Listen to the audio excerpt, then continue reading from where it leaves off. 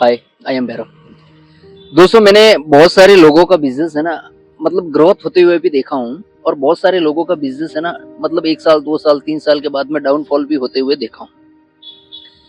तो मुझे उन लोगों की गलतियों को देखकर, और मैंने खुद के ऊपर भी ऐसी चीज आजमाई है कि सडनली आपका जो बिजनेस होता है ना, सडनली कंटिन्यू जब आप मेहनत करते तो आपका बिजनेस ग्रो होता जाता है।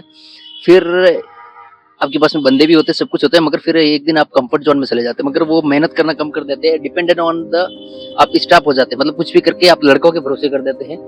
तो फिर आपकी जो मेन धंधे में जो मेन पॉइंट क्या होता है कि बेसिक सी चीज है, मगर आपको वो बहुत ही बड़ा फायदा हो सकता है। मेन चीज ये होती है कि आप जो आपका जो स्टॉक है ना, इन्वेंट्री मैनेजमेंट बराबर नहीं करते। मतलब क्या होता है कि आपका जो आप जब जैसे कि फेस्टिवल सीजन आई, आप स्टॉक मंगवाया, कौन सा बिक रहा है कौन सा नहीं बिक रहा है उसके ऊपर आप ध्यान नहीं देते, पीछे कौन सा डेड माल हो गया है, गोदाम भर गया है, आप गोदाम चेक नहीं करवाते हैं, तो वो बहुत ही बड़ा मिसमैच हो जाता है, और जो जितने भी रिटेलर का बैलेंस है ना, वहीं से बिगड़ना शुरू हो जाता है। तो अगर आप धंधा कर रहे हो और धंधा बड़ा बनाना है ना, तो आप अपने स्टॉक को पूरी तरह मैनेज करिए।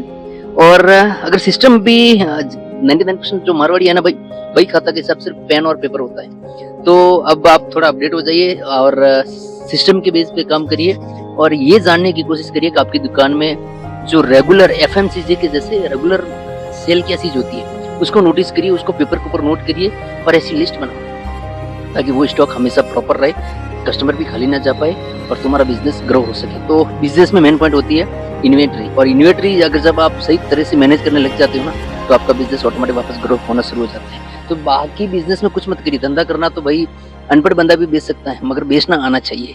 तो इन्वेंट्री को बराबर प्रॉपर तरीके से मैनेज करिए, आपका धंधा कभी फेल नहीं हो सकता है। क्योंकि मैं खुद की पिछले 5 सालों से इसी धंधे में हूँ, मतलब खुद के धंधे में हूँ, और पिछले 2011 से मतलब अभी तक बोले तो कितना हो गया, 10-15 साल से बिजनेस की वाली लाइन में हूँ। तो सीख रहा हूँ अभी तक। वैसे कुछ इतना कि अब बोलते महारत हासिल नहीं की, लर्निंग पे फोकस रखो। 50 साल 60 साल भी हो जाए ना, तो लर्निंग कभी मत छोड़ो, आप अपनी जिंदगी में बहुत कुछ कर सकते हैं। तो ये बात याद रखना, बिजनेस की जो मेन जो पिलर होता है ना, वो होता है इन्वेंट्री, याद रखना।